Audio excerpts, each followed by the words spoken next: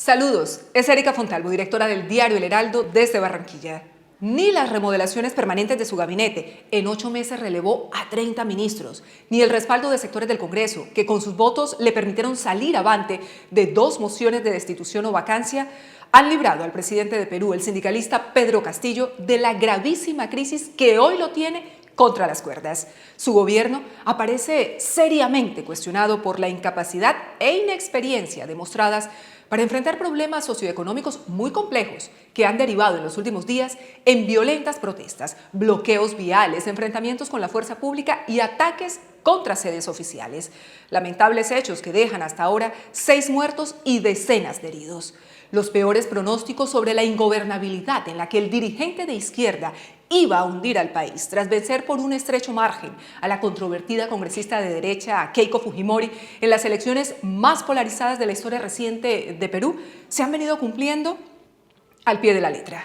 Sin embargo, en su defensa, es justo señalar que el nuevo fracaso político que amenaza a este país no tiene origen ni es atribuible únicamente a la inestabilidad del actual Ejecutivo o a sus limitaciones para lidiar con las tensiones surgidas del malestar social por la carestía de los alimentos o el alza en el valor de los combustibles. Durante las últimas décadas, la democracia peruana ha estado sometida a autoritarismos represivos, sucesivos escándalos políticos, insólitos golpes de Estado en el propio Congreso y, sobre todo, a una descarada corrupción que ha hecho metástasis en los distintos poderes del Estado, erosionando, como no, profundamente la confianza ciudadana en sus instituciones. Casi todos los presidentes del país, al menos 6 de ellos, han sido requeridos por la justicia incluso mientras gobernaban, debido a acusaciones de millonarios sobornos a cambio de contratos de obras, lo que desencadenó, en algunos casos, masivos levantamientos populares que pusieron al país al borde del abismo. Otra vez, la historia se repite. Las heridas vuelven a abrirse porque a ciencia cierta nunca lograron ser cerradas. Tras la nefasta era del dictador Alberto Fujimori, Perú no sanó el dolor de las víctimas de los múltiples crímenes de Estado, ni pudo consolidar una transición democrática real que restableciera los valores que su régimen de terror y corrupción habían socavado. El posterior ascenso al poder de gobernantes que no solo incumplieron sus promesas de cambio o renovación, sino que con sus actos también corruptos lesionaron aún más la credibilidad de los peruanos en el establecimiento, terminó por desconectarlos de sus instituciones, con lo que la destitución de presidentes se convirtió en algo habitual. Su última esperanza, Pedro Castillo, un maestro de la ruralidad, representante de las clases menos favorecidas, marginadas de la bonanza económica obtenida por el Perú durante los últimos años gracias al boom minero, tampoco ha dado la talla.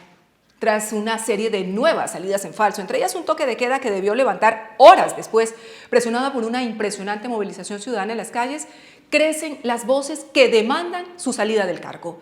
La ligereza con la que tomó la drástica medida en un claro intento de impedir el derecho ciudadano a la protesta, en este caso de los transportadores, sin tener en cuenta la enorme afectación que causaba al grueso de la población de las zonas enclaustradas, le puede salir realmente caro.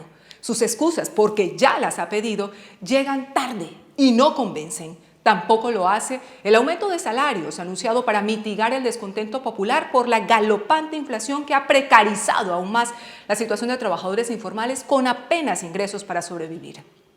Sus funcionarios más cercanos tampoco le ayudan. El primer ministro Aníbal Torres está en el ojo del huracán tras señalar a Adolfo Hitler como referente en el desarrollo de vías de comunicación e infraestructura en Alemania.